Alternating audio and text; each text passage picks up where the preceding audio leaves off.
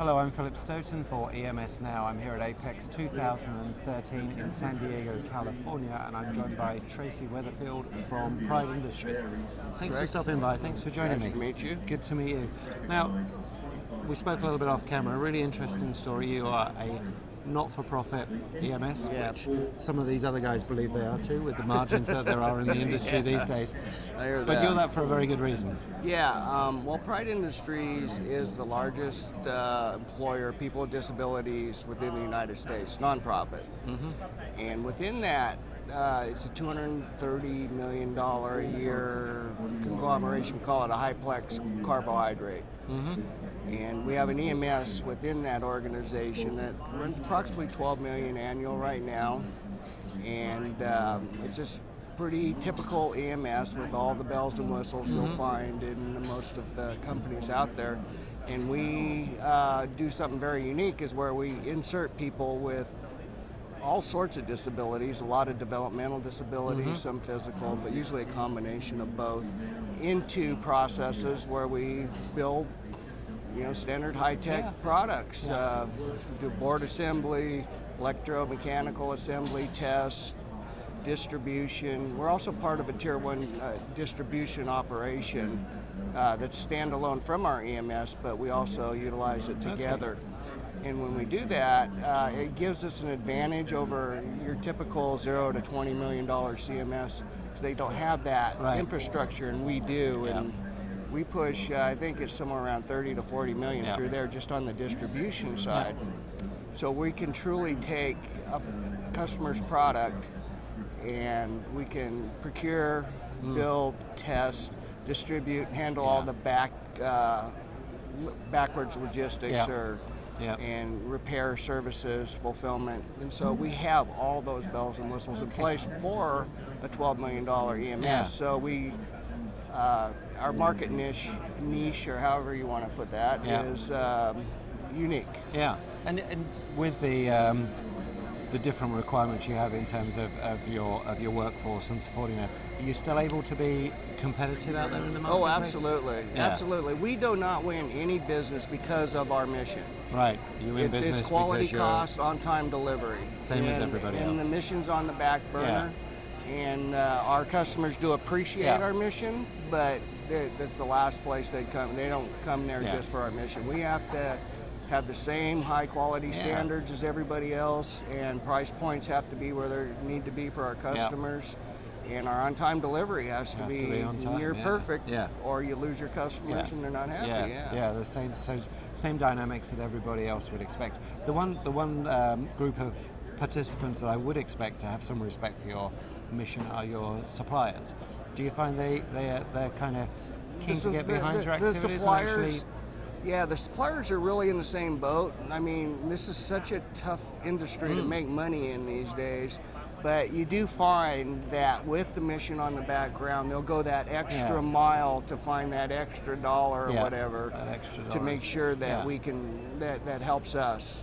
But perhaps more importantly, things like training. I mean, training is well, again, there are some advantages of being a nonprofit. I wouldn't necessarily call them advantage, but we do receive some funds from the state for certain people. People with developmental disabilities, but those costs are offset by the groups that support those, the counselors and transportation, all that good stuff that needs to go with supporting people with that have special needs like that. So we're reimbursed for, which basically covers those costs. But other than that, we're just what you find with people with disabilities is there's usually always something they can do. You don't try and make them do something try and train them into something that they're not going to ever be able to be successful at. But you're constantly putting a label on a board in a bag, a screw in a hole. It's a very repetitive work, cutting a piece of tubing. There's lots of things. And we also invest very heavily on the engineering side so that we can develop fixtures or whatever, special needs fixtures for people that could do the job if they could just hold it differently or sit differently, Yeah. whatever the case may be. So we do a lot of that. Yeah, which is almost some of those principles of Kaizen in terms of lean manufacturing, but doing it with a very specific we have a very labor force. very strong 5S, and a lot of pride, no pun intended, goes into the workplace that we have, and the people really are all part of that, and we try and develop through the CRE form, developing custom workbenches and that sort of thing for what we need, maximizing space and efficiencies.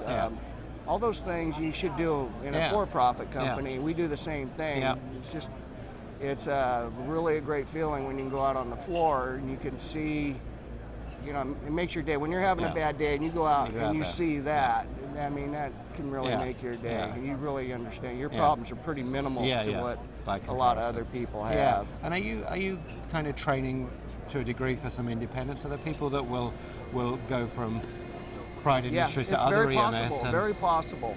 That's always one of the goals, to try and get them out into the world. Into the regular workplace. One of the unfortunate things in the Sacramento area, we're about the last man standing. There are no other EMSs out there to do it. But one of the nice parts about Pride is that is their culture. I mean, we actually have a transportation service. We pick them, a lot of them live in group homes. We pick them up. We have a cafeteria there. That's where they do a lot of their socializing, their dating. And so it's a very important piece for the people other than just the work. These people are excited about coming to work on Mondays.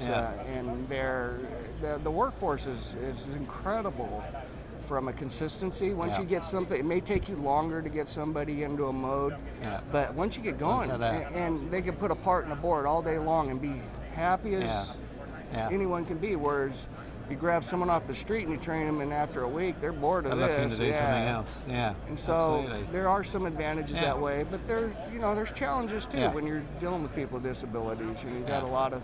So how long have Pride been in the EMS space? The EMS space probably in the early 80s, somewhere in there.